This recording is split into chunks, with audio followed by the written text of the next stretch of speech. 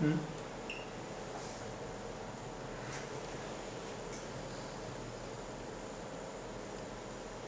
hi, I'm back here with a scope that has various applications. So I'm going to show you I2C trigger and debug as of now.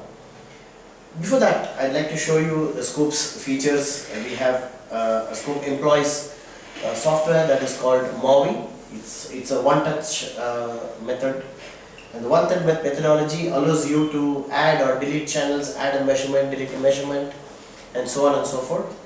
So you look at adding number of channels that you want to display. You just key in. So you get channel 3 and you get channel 4 and you get channel 5. Get channel 6. You can add your channels. So as you add your channels, you could see that the number of grid system also keeps adding up. So we have a display that can go up to octal grids. We have a display that can go up to quad grid or a dual grid, depending on the grid system. The grid system is interesting because each grid consists of 12-bit resolution. Unlike other scopes where you will have to reduce your resolution by turning your time per division, you lose the number of bits that is available. Now you are able to use the complete 12-bit system, and so the grid system will give you an idea to look at all the waveforms, all the 8 waveforms on these 8 channels at 12-bit. So the idea is to have this 12-bit always on is something that is Teledyne LeCroy's USB.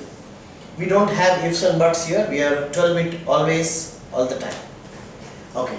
Now, when we look at certain measurements, so we could push say channel 1 here.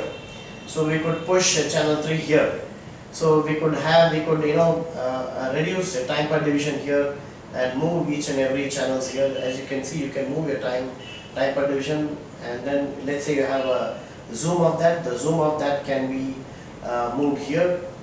So right now we have a zoom. So that zoom can be separately moved onto this place. So depending on how you look at it, so you can individually turn off or turn on channels. Suppose you don't want channel 1, you switch it off. So you increase to channel 4. So I have only connected 2 channels. Right now we have I2C serial data. One is clock and the other is the data. Now let's look at measurements. Measurements, say you put it on and put this statistics on, and you put my measure. You have this measurement system. You look at this measurement, and then you can add measurements here. So you can have a similar measurement on channel. So you can keep adding measurement. In case you do not want a measurement, you can add it up or delete. You have this small histograms here to see the Gaussian approach of each and every measurement that you're looking at, whether it is stable or you have a min max, the standard deviation is perfect, or over and above the existing instantaneous measurements that the scope can perform. We do cycle by cycle measurements, so that is going to be useful for.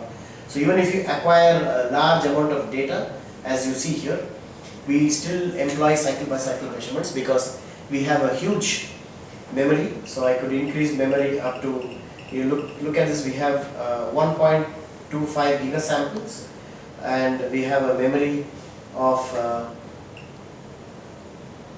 fixed sample rate, or you can set a memory. So we have 10 gigasample sample rate and a 1.25 gigabyte. This scope can also go up to 5 gigapoints optionally.